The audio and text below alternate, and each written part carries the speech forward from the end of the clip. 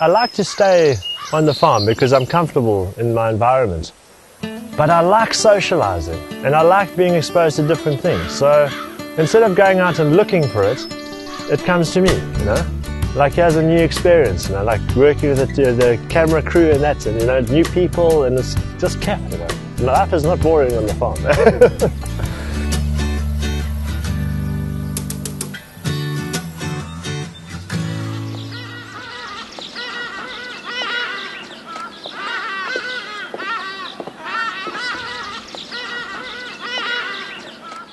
I'm Brett Muller, welcome to my farm. It's called Isidore, situated in Assegai. And yeah, we're farming organically here, and we're growing a lot of different things. The diversity increases the resilience of the system. So we've got all sorts of different types of fruit, like bananas and pawpaws, granadillas, guavadillas, tree tomatoes. We grow a lot of different vegetables, lots of flowers everywhere for beneficial insects, and it attracts nice birds, and all sorts of tasty treats, like a lot of wild things, gooseberries, yeah, all sorts. I'll show you, you'll see. You can see how there's a lot of diversity. You know, there's not a lot of one thing going on. So it's very much like a natural system where you've got like a forest where you've got lots of different types of plant cultures. And what's important to remember here with what we're doing is that this is not a separate ecology from the natural environment. This is a food producing ecology that ties in with the natural balance. So we don't have to exterminate, we don't have to exclude. In fact, we invariably trying all the time to bring more and more life into the garden, because it's that diversity on both the plants and the animals and the insects that leads to the ecological balance that we're striving for. Here's some tomatoes coming up in between here. Of course there's rocket as well, which goes great with the tomatoes. If you like come down here, you'll see here's a lettuce here that's just beautiful and almost like untouched, you know, if you take off those outside leaves, which we won't until harvesting. So if insects eat those little end weakened leaves, that's cool. That's their leaves. You can see here on this one too. The insects are attacking the outside.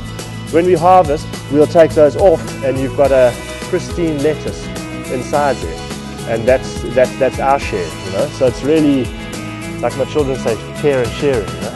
I mean, if you just look at this area, I mean, if we pick 2 lettuces, mix it with the tomatoes, throw in some rocket, maybe a bit of coriander, chop up some parsley, you're going to wicked salad. So it's nice to eat together, it's nice to grow together, and you find these sort of parallels. Oh, and you can put your edible flowers in for presentation. So that's how it works, and that's how we do things. It's all visual, it's all practical. There's nothing theoretical really about the garden. In fact, I think most of the time the gardening theory is what prevents people actually gardening, because it seems so complicated. But it's not. Like, you put a seed in and then you try and keep up with it. Like, you know, and it's going to make you run.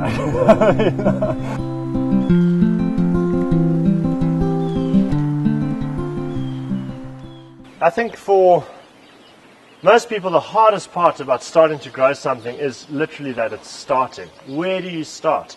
And, you know, a lot of times, like, your garden may be in a situation that looks totally unchangeable.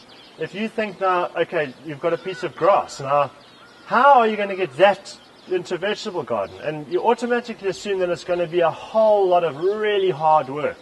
And that's not necessarily the case. Here's a good example, like this is like the edge of a garden that we've made. We've got turnips and spinach and onions and leeks and all the goodies in here, and it's been really looked after. This here on the left here, we asked nature to help. And how we've done that is we've used cardboard boxes, and we've created what's called a sheet mulch. We're covering the grass, and underneath here you can see the grass is yellow, it's weakened, and this is what your lawn will look like. This cardboard's been down here for about 3 months now. The grass that was here is now very weak, it's easy to remove, the roots pull out easily. So this was the first step in pioneering this garden.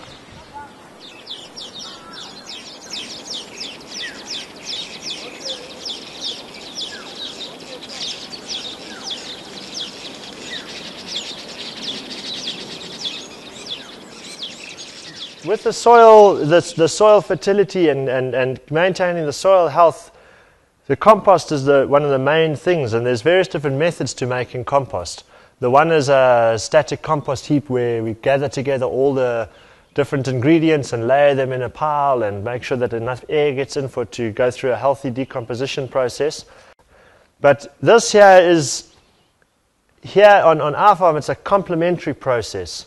It can be an alternative altogether for compost making on a smaller scale, or if your worm farm is bigger, but it's the worm farm. How this works is basically it's got a whole lot of earthworms in, and it's a little contained compost factory. We bring in raw materials, we bring in all our kitchen scraps, any little offcuts of vegetables when we're cleaning up for salad packs. Basically we just layer it on top of the farm. Instead of waiting for a bacterial decomposition, these little guys, I suppose, is a more mechanical decomposition. They just eat the stuff. They eat their way through all the scraps. If you've got a small area, like maybe you've got you stay in a flat and you've got like a rooftop garden, or you've got some window boxes that you don't have space to do composting, but you're producing waste from your kitchen, a worm farm is definitely a good route to go. You end up with various different products, your liquid manures, you end up with a good friable compost after a while, and yeah, they're probably the quietest pets that you can ever get. If we take a nice cross section through here, we can see perhaps some of the other things that we've put in here in the past, but you can see a lot of it has gone back to what you would be quite sure was just soil. And that's how you make soil, huh? So yeah, with a bit of help from your friends and a bit of working together, we can keep the place going and keep it ticking over, giving a bit back and taking just what you need and putting the rest back into the cycle. This is real recycling. This is not sorting rubbish and giving it over to somebody else's responsibility. This is like taking your own recycling, making some friends along the way. Hey guys, there's a little red regler, wondering what the hell is going on, who the hell the cameraman is, but saying hi anyway, because they are friendly. In you go.